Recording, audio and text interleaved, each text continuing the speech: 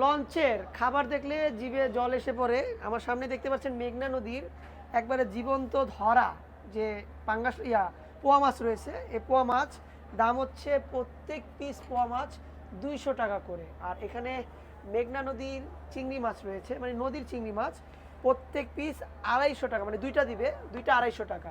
আর এখানে কোরাল মাছ দেখতে পাচ্ছেন, কোরাল মাছ নদীর, এটি নদীর কোরাল মাছ কিন্তু, এগুলো অন্য সব কোরাল মাছ না, এগুলো নদীর কোরাল মাছ।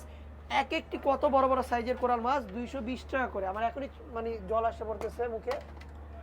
আর হচ্ছে আপনার এই ভাত, প্রত্যেকটা দুইজনের ভাত আছে, মানে এক প্লেট ভাত হচ্ছে 40 টাকা, আর ডাল হচ্ছে 50 টাকা, ডাল হচ্ছে 30 টাকা।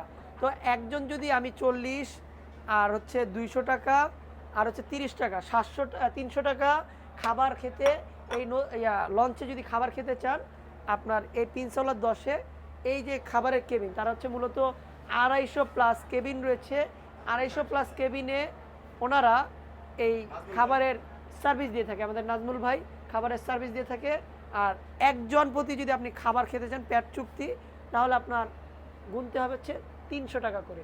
আর যদি আপনি ঢাকা থেকে বরিশাল যান, মানে খাবার টাবার বা টিকিট সহ আপনার গুনতে হবে, মানে খাবার টাবার সহ 1000 টাকা। আপ ডাউন করতে পারবেন, খেতে পারবেন, ঘুরতে পারবেন এবং নদী পথে ভ্রমণ করতে পারবেন মাত্র 1000 টাকা।